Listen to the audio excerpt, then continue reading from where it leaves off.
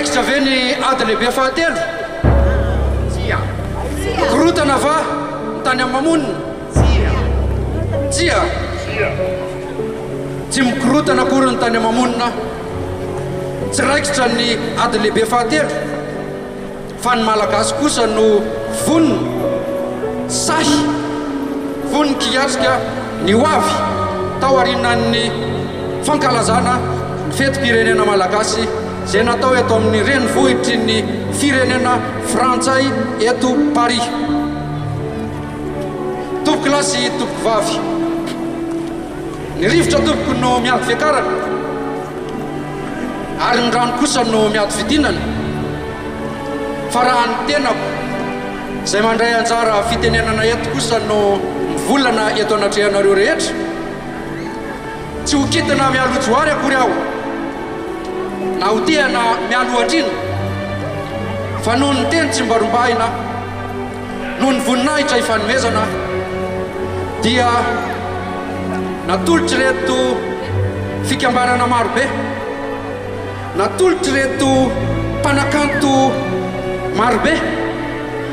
ahy ny fitenenana mba ho arindrako ka arindrako, nomena ahy alamiko izany ka dia ho alamiko. Tompoko lahy sy tompoko vavy,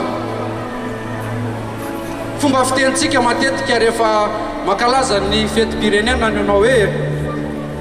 azonay tsy avelanay, fahaleovan-teny efa azonay tsy avelanay. Ankehitriny kosa raha mahita fa raha mbola i Madagasikara no asiteny dia mbola manongo fo ihany isika, satria mbola difitry ny fahantrana ny firenetsika, ny tontolo iainana zay nirehariatsika na ho ringitra aza ny ala tsy nanana raha hovina.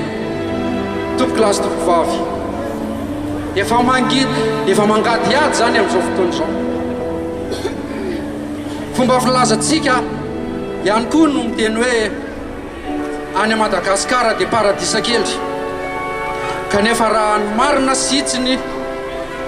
raha ny marina no ambara tompoko lahy sy tompoko vavy. Ny 20 isan-jaton'ny malagasy dia mbola miaina ao anatin'ny fahantrana tanteraka. Ny 50 isan-jaton'ny malagasy dia mbola tsy mahay mamaky teny, tsy mbola mahay manoratra. Isika dia Paris, isika dia Frantsa no misonanika ao anatin'ny dobera, isika tia no misonanika ao anatin'ny fromage, fa ny mpiray tanindrazana amintsika dia mbola mijaly fa diranovana. Nandalo teo ny rivo-doza, mandalo ny ahitany any atsimo, mbola miseho etsero ny fifandroritana anatiny eo amin'ny samy malagasy. Izany indrindra tompoko lahy sy tompoko vavy no nahatonga anay nandray andraikitra hoe aleo kosa mba ankalazaitsika amin'ny fomba manetriketrika, ho ankalazaitsika ampahamendrehana sy ampatoniana ny fankalazana ny fetim-pirenena malagasy. Manaraka izany no mariana manokana tamin'ity fankalazana ny fetim-pirenena ity, ny fahazato taona nazahoany nandraisan'ny Madagasikara anjara tamin'ny ady lehibe voalohany. Ny ady lehibe voalohany dia tamin'ny taona 1770 ka hatramin'ny 1770, fa i Madagasikara kosa dia niditra antsehatra tamin'ny taona 1770, 100 taona katroka zao no nandehanandreo malagasy 104 alina tonga teto amin'ity tany ity, teto a Frantsa, tonga nanampy an'la Frantsa satria fo tamin'izany fotoana izany dia mbola zanatany isika. Ny atsasaka ireo malagasy tonga teto ireo dia nandeha amin'ny kitsipo, ny atsasany kosa dia somary noterena ihany. Andray fitenenana ao arinako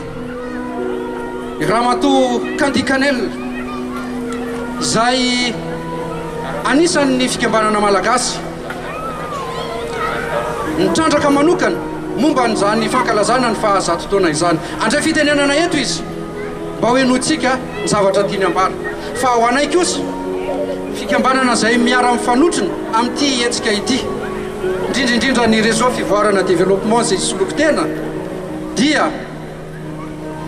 everinay fa ny fahafantarantsika ny tantaram-pirenena no mahatonga antsika tsy hiferotraina mahatonga antsika tsy hitsotsoka homenamenatr'olona izay natonga anay nametraka ny loha hevitra manao hoe Madagasikara mitraka sy mivelatra eo anatrehan'izao tontolo izao sahim rehare fa i Madagasikara dia nandray anjara tamin'ny fiainan'izao tontolo izao samy mirehare